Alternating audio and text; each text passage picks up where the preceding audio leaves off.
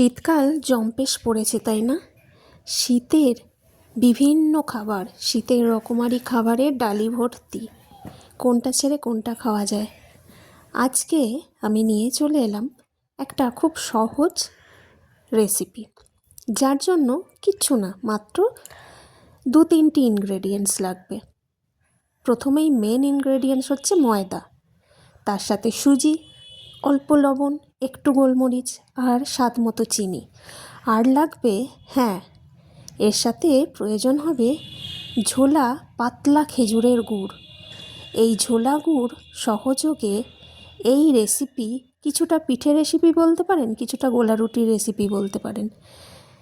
এটা অনবদ্য কম্বিনেশন। সন্ধেবেলা গরম গরম কিংবা সকালের জলখাবারে গরম গরম দারুণ লাগে।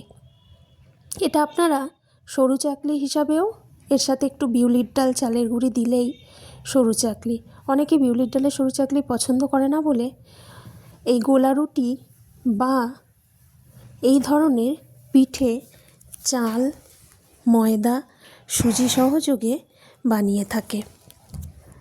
আপনারা চাইলে এই রেসিপিটি খুব তাড়াতাড়ি চটজলদি করে নিতে পারেন, তার জন্য বেশি পরিশ্রম করতে হবে না।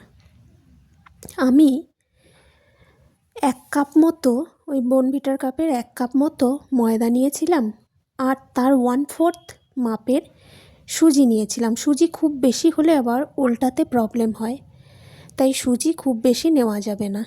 গোলমরিচের গুঁড়ো দিলাম, চিনি দিলাম, অল্প লবণ দিলাম, দিয়ে সামান্য তেল দিলাম ফ্রাইং প্যানের মধ্যে। দিয়ে ফ্রাইং প্যানটা গরম হলে হাতা দিয়ে পাতলা করে গোলা রুটির এই এক হাতা করে ব্যাটার দিচ্ছি, আর সেটা পাতলা করে মেলে দিচ্ছি। মেলে এক পিঠ হয়ে গেলে ওপরটা যখন ড্রাই মতো হয়ে যাবে, তখন বুঝবেন যে এটা হয়ে গেছে। তখন কি করতে হবে, আস্তে আস্তে, এবার গ্যাসটা যেহেতু কমিয়ে রেখেছিলাম, এবার গ্যাসটা বাড়িয়ে দেবো। আর আস্তে আস্তে ওপরটা ড্রাই হলে তারপর খুন্তি দিয়ে উল্টাবো, তার আগে উল্টানো যাবে না। এবার খুন্তি দিয়ে উল্টানোর টাইম হয়ে এসেছে, দেখুন। এবার আস্তে করে খুন্তিটা বেশ অনেকটা চালনা করে এটাকে উল্টে নিতে হবে। উল্টানোটাই একটা ডিফিকাল্ট কাজ, ছিঁড়ে না যায় দেখতে হবে। এই যে সাইডগুলো সবটা খুলে যাবে। যদি সুজি বেশি হয়, যদি চিনির পরিমাণ খুব বেশি দিয়ে ফেলা হয়, তাহলে আর এটা কিন্তু উল্টানো যায় না, উল্টাতে গেলে সমস্যা হয়।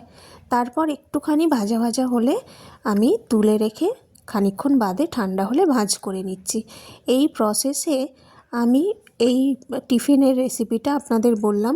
শীতকালে এটা খেজুরের গুড় সহযোগে, আর গরমকালে সুজি, ময়দা, তার সাথে ক্যাপসিকাম, পেঁয়াজ, ডিম আর অন্যান্য গাজর, আলু, সমস্ত সবজি দেয়া যায়। ডিম সহযোগে ওটা কিন্তু নোনতা হিসেবেও করা যায়। আর মিষ্টি মিষ্টি করতে চাইলে এর সাথে খেজুরের গুড় মিশিয়েও করা যায়, বা খেজুরের গুড় এইভাবে একটু একটু দিয়েও খাওয়া যায়।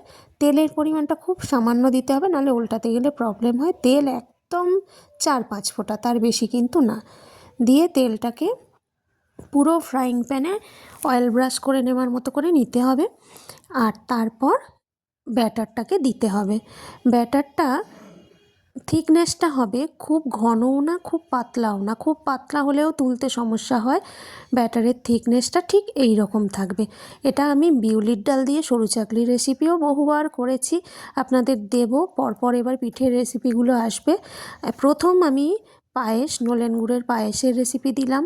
তারপর আমি খিচুড়ির বিভিন্ন রেসিপি দিচ্ছি, যেটা শীতকালে হয়ে থাকে। এবার শীতকালের এই সহজ পিঠের রেসিপিটা দিলাম, যেটা গোলা রুটি হিসেবে সারা বছরই আমরা খেয়ে থাকি, কিন্তু শীতকালে স্পেশালিটি হচ্ছে এই ঝোলা গুড় দিয়ে খাওয়া। আর এর মধ্যে চালের গুঁড়ি আর যদি বিউলির ডাল, আদা মৌরি বাটা দেন, তাহলে সেটা হয়ে যায় সরু চাকলি। আবার সরু চাকলিতে অনেকে চালের গুঁড়ি অল্প দেয়, ময়দাও অল্প দেয়। এটা পাটিসাপটা করার যে ব্যাটার, সেটাও তৈরি হয় এইভাবেই। শুধু সুজি, ময়দা, চালের গুঁড়ি এইসব দিয়ে পাটিসাপটার ব্যাটারটা হয়। ময়দা বেশি সুজি কম, না হলেই কী হবে, ওল্টানো যাবে না এবং ছিঁড়ে যাবে। এই যে সুন্দর করতে টাইম লাগছে না, তাড়াতাড়ি করে উঠে যাচ্ছে। মোটামুটি যদি আপনি 50টা বা 40টা করেন, আপনার 40 মিনিট কি 50 মিনিট টাইম লাগবে।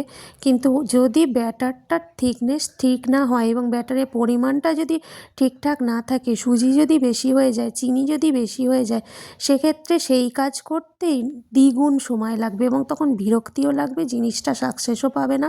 খুব বিরক্ত লাগে তখন যদি পিঠে করতে গিয়ে ঝামেলা হয়, তখন যেটা যে টাইমে হওয়ার কথা তার থেকে অনেক বেশি টাইম লাগে। অনেকে বলে পাটিসাপটা কিছুতেই তুলতে পারি না, কিন্তু এইভাবে এই পদ্ধতিতে যদি করেন তাহলে চালের গুঁড়ি, ময়দা, সুজি সব কিছু মিশিয়ে যদি করেন তাহলে সমস্যা হবে না। আর গ্যাসটা প্রথমে হাই করে রেখে তারপর কমিয়ে তারপর আবার হাই করতে হবে। আর খেয়ে দেখবেন, কমেন্ট করে জানাবেন কেমন হয়েছে। আর আপনারা কিভাবে ব্যাটারটা তৈরি করেন, সরু চাকলির ব্যাটার, পাটিসাপটার ব্যাটার, মালপোয়ার ব্যাটার আর গোলা রুটির ব্যাটার কিভাবে আপনারা বানান কমেন্ট করে জানাবেন। আপনাদের কমেন্ট পেলে খুব ভালো লাগে, কমেন্ট পেলে কাজ করার উৎসাহ বাড়ে, কমেন্ট পেলে আপনাদের নিত্য নতুন ভিডিও দেখাবার উৎসাহ খুব বাড়ে এবং উৎসাহিত হয়ে আমি ভালো ভালো ভিডিও দেওয়ার চেষ্টা করি। আপনাদের যারা প্রথম রান্না শিখছেন তাদের খুব উপকারে লাগবে। একটাই অনুরোধ রইল, প্রমূর্তোস আর্থ এখনও যাদের সাবস্ক্রাইব করা হয়নি, প্লিজ সাবস্ক্রাইব, যেখানে অনেক ধরনের ভিডিও একসাথে দেখার সুযোগ করে দিই আমি। এবং আপনারা সবাই খুব ভালো থাকবেন, নতুন বছর আপনাদের খুব ভালো কাটুক। আপনাদের ভিডিও দেখেও আমিও সমৃদ্ধ হই, আমার ভিডিও দেখে আপনারা কিভাবে সমৃদ্ধ হন সেটা জানতে পারলে খুব ভালো লাগে, আনন্দ লাগে। আর নতুনভাবে নতুন বছরে নতুন নতুন ভিডিও নিয়ে আমিও হাজির হব। আপনাদের অঙ্গীকারবদ্ধ হলাম, আপনাদের কাছে কথা দিলাম। তাই প্রমূর্তোস আর্থের পাশে থাকলে খুব খুব খুব আনন্দিত হব। সবাই ভালো থাকবেন, নমস্কার, দেখা হচ্ছে অন্য একটি ভিডিওতে।